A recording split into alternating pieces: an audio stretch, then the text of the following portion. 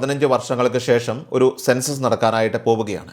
2027 ഈ സെൻസസിൽ ഒട്ടനവധി പുതുമകളുണ്ട്. വീടിന്റെ വിവരങ്ങളൊക്കെ തന്നെ പ്രത്യേക പോർട്ടലിൽ വീട്ടുകാർക്ക് തന്നെ സ്വയം രേഖപ്പെടുത്താം എന്നതാണ് ഇതിലെ ഏറ്റവും പ്രധാനപ്പെട്ട സവിശേഷത.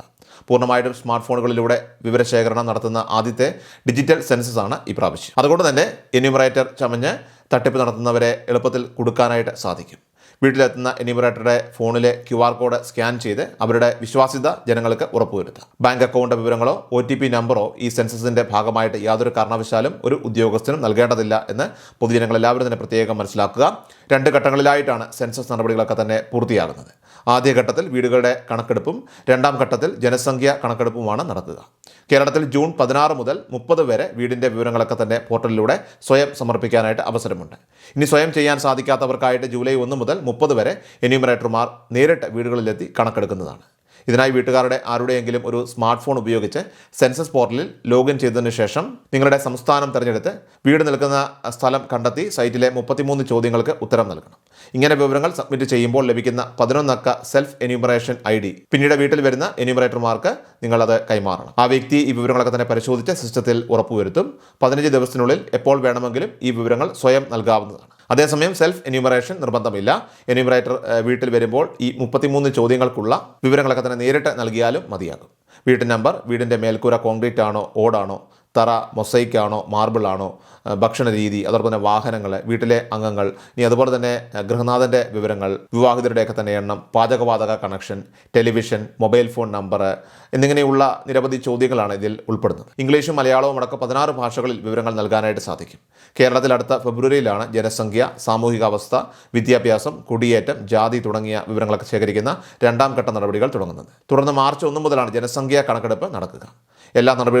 എല്ലാ നടപടികളും പൂർത്തിയാക്കിയ ശേഷം 2027 മാർച്ച് മുതൽ രാജ്യത്താകെ പുതിയ സെൻസസ് പ്രാബല്യത്തിൽ വരും. 2011 സെൻസസ് പ്രകാരമുള്ള കണക്കുകൾ വെച്ചാണ് നമ്മുടെ രാജ്യത്തെയും സംസ്ഥാനത്തെയും പല കാര്യങ്ങളുമൊക്കെ തന്നെ ഇപ്പോൾ നടന്നുകൊണ്ടിരിക്കുന്നത്. അതിനാണ് ഈ മാറ്റം ഇപ്പോൾ വരാനായിട്ട് പോകുന്നത്. അടുത്ത പ്രധാനപ്പെട്ട വാർത്താ അപ്ഡേറ്റ്, PM കിസാൻ സമ്മാൻ നിധി ഗുണഭോക്താക്കൾ ഉൾപ്പെടെ കൃഷിഭൂമിയുള്ള എല്ലാ കർഷകരും നിർബന്ധമായിട്ടും കർഷക ID എടുക്കണമെന്ന് കേന്ദ്ര സർക്കാർ നിർദ്ദേശിച്ചിട്ടുണ്ട്. ഭാവിയിൽ കർഷകർക്കുള്ള എല്ലാ ആനുകൂല്യങ്ങളും ലഭ്യമാക്കുന്നതിനുള്ള പ്രധാന സംവിധാനമാണ് ഈ അഗ്രി സ്റ്റാക്ക് ഫാർമേഴ്സ് ID എന്ന ഒരു രജിസ്ട്രേഷൻ നടപടി. ഈ ID മുഖേനയായിരിക്കും വിവിധ ആനുകൂല്യങ്ങൾക്ക് അർഹതയുള്ള കർഷകരെയൊക്കെ തന്നെ സർക്കാർ കണ്ടെത്തുന്നത്. അതുകൊണ്ട് തന്നെ എല്ലാ കർഷകരും ഈ ID എടുക്കാനായിട്ട് പ്രത്യേകം ശ്രദ്ധിക്കുക. അക്ഷയ കേന്ദ്രങ്ങൾ, കോമൺ സർവീസ് സെൻ്ററുകൾ, ജനസേവന കേന്ദ്രങ്ങൾ എന്നിവ വഴി നിങ്ങൾക്ക് ഇതിനായിട്ട് അപേക്ഷിക്കാവുന്നതാണ്. ഇതിനായിട്ട് അപേക്ഷിക്കാനായിട്ട് പോകുമ്പോൾ നിങ്ങളുടെ ആധാർ കാർഡ്, അതോടൊപ്പം തന്നെ ആധാറുമായിട്ട് ലിങ്ക് ചെയ്ത മൊബൈൽ നമ്പർ ഇവ കയ്യിൽ കരുതണം. കാരണം അപേക്ഷ സമയത്ത് OTP വെരിഫിക്കേഷൻ ആവശ്യമുണ്ട്. കൂടാതെ ഭൂമിയുടെ കരമടച്ച രസീത്, ബാങ്ക് പാസ്ബുക്ക് എന്നിവയും കൂടെ കരുതേണ്ടതാണ്. എന്നാൽ അഗ്രി സ്റ്റാക്ക് ഫാർമേഴ്സ് IDക്ക് അപേക്ഷിച്ച ഉടൻ തന്നെ അപ്രൂവൽ ലഭിക്കില്ല എന്ന കാര്യം പ്രത്യേകം ഓർക്കണം. ഉദ്യോഗസ്ഥരുടെ കൃത്യമായിട്ടുള്ള പരിശോധനകൾക്ക് ശേഷം മാത്രമേ ഇത് അനുവദിക്കുകയുള്ളൂ. അപേക്ഷയിൽ എന്തെങ്കിലുമൊക്കെ പൊരുത്തക്കേടുകൾ, തെറ്റുകളൊക്കെ ഉണ്ടെങ്കിൽ അത് റിജക്റ്റ് ആകാനുള്ള സാധ്യതയുണ്ട്.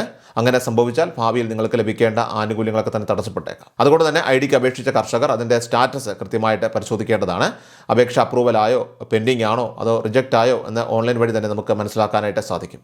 നിങ്ങളുടെ ID വിജയകരമായിട്ട് ജനറേറ്റ് ആയിട്ടുണ്ടെങ്കിൽ അതിൻ്റെ ഒരു സ്ക്രീൻഷോട്ടോ പ്രിൻ്റ് ഔട്ടോ എടുത്ത് നിങ്ങൾ കയ്യിൽ സൂക്ഷിക്കുക. ഭാവിയിൽ വിവിധ സർക്കാർ സേവനങ്ങൾക്കൊക്കെ തന്നെ ഇത് വളരെയധികം ഉപകാരപ്പെടുന്ന ഒരു പ്രധാനപ്പെട്ട രേഖയായിരിക്കും. അടുത്ത പ്രധാനപ്പെട്ട വാർത്താ അപ്ഡേറ്റ്, മെയ് മാസത്തെ പെൻഷൻ വിതരണം അവസാനിക്കാറായി.